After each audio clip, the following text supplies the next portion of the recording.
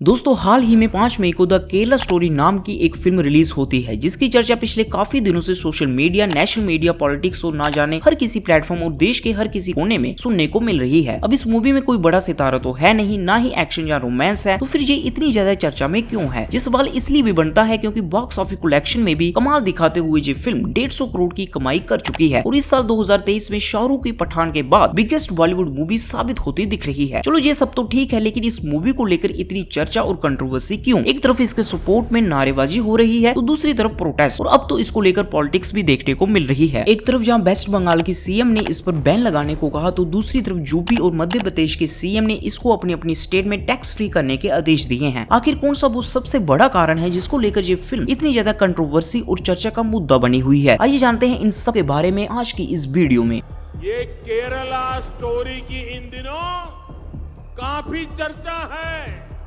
इस दुनिया को सिर्फ अल्लाह चलाता है, ओनली अल्लाह। दोस्तों इस फिल्म में दावा किया गया है कि केरला की लगभग 32,000 नौजवान औरतों को जबरदस्ती इस्लाम में कन्वर्ट करके ISIS में भर्ती किया गया है जो आज सीरिया और यमन के रेगिस्तान में दफन है। फिल्म की स्टोरी का यही बेस है जिसके इर्द गिर्द ये पूरी फिल्म बनी गई है, जिसमें बताया गया है कि कैसे अलग अलग धर्मों की 3 औरतें इस्लाम में कन्वर्ट हो जाती हैं और फिर ISIS को ज्वाइन कर लेती हैं। फिल्म में ऐसा बताया गया है कि जो इन 3 औरतों के साथ हुआ है वही हाल केरला की उन 32,000 औरतों के साथ भी हुआ है। लेकिन दोस्तों अगर हम थोड़ी सी इस पर रिसर्च करें तो पाएंगे कि सच्चाई कुछ और ही है। दोस्तों अगर हम NIA की 2016 की most wanted Indians in Islamic state list देखें तो लिस्ट में सिर्फ 6 औरतें देखने को मिलेगी, जिनमें से 4 केरला से हैं। इन 6 में से 3 ऑलरेडी मुस्लिम थी, 2 ने क्रिश्चियनिटी से इस्लाम में कन्वर्ट किया था और आखिर में सिर्फ एक ही वो औरत थी जो हिंदुइज्म से इस्लाम में कन्वर्ट हुई थी। UN office of counter terrorism के अंडर सेक्रेटरी व्लादिमीर वानकम ने बताया कि दुनिया भर के 110 देशों में से करीब 40,000 फॉरेन फाइटर्स ने ISIS को ज्वाइन किया। अब दोस्तों सवाल उठता है कि आखिर इनमें से भारत से कितने हैं जिन्होंने ISIS को ज्वाइन किया? तो ब्यूरो ऑफ काउंटर टेररिज्म की 2020 में आई कंट्री वाइज रिपोर्ट बताती है कि 34 अलग अलग केसेस में NIA ने करीब 160 लोगों को अरेस्ट किया है जो कहीं ना कहीं ISIS से जुड़े थे। दूसरी तरफ ऑब्जर्वर रिसर्च फाउंडेशन की 2019 को पब्लिश हुई अपनी रिपोर्ट में बताया कि भारत में 2014 से लेकर 2018 के बीच लगभग 200 ISIS से रिलेटेड केसेस सामने आए हैं। अब सवाल उठता है कि रियलिटी में इनमें से कितने लोग भारत को छोड़ सीरिया और इराक में फाइट करने के लिए गए? तो US डिपार्टमेंट ऑफ स्टेट ने अपनी रिपोर्ट में खुलासा किया नवंबर 2020 तक लगभग 66 non Indian origin fighters Bharat छोड़ इराक और सीरिया गए, जिनमें से सिर्फ 13 औरतें थी। अब सवाल उठता है कि केरला से कितनी थी? सिर्फ 6। जी हाँ दोस्तों, ठीक सुना आपने, 2 क्रिश्चियनिटी से इस्लाम में कन्वर्ट हुई थी और 1 हिंदुइज्म से, और इन्हीं 3 कन्वर्टर औरतों की कहानी इस मूवी में दिखाई गई है। लेकिन हैरानी की बात यह है दोस्तों कि इस फिल्म में बताया गया है कि सिर्फ 3 नहीं बल्कि केरला की 32,000 औरतों के साथ ऐसा हुआ है, जो कि इस मूवी में बोला गया बिगेस्ट लाई है, जिसकी वजह से इस फिल्म को लेकर कंट्रोवर्सी और ये सब बवाल हो रहा है। जब इस फिल्म को लेकर मामला केरला हाई कोर्ट गया तो हाई कोर्ट ने इस फिल्म की रिलीज पर रोक लगाने से तो इनकार कर दिया, लेकिन फिल्म मेकर्स YouTube से इस फिल्म का टीजर रिमूव करने पर राजी हो गए, जिसमें 32,000 वाला आंकड़ा मेंशन किया गया है। इतना ही नहीं, YouTube डिस्क्रिप्शन में से भी 32,000 से हटाकर 3 कर दिया है। दोस्तों यही वो बिगेस्ट लाई और रीजन है पूरी कंट्रोवर्सी और बवाल का। आपका इस पर क्या राय है नीचे कमेंट सेक्शन पर लिखकर जरूर बताएं। मिलते हैं इसी तरह की एक और इंटरेस्टिंग वीडियो के साथ, तब तक के लिए धन्यवाद।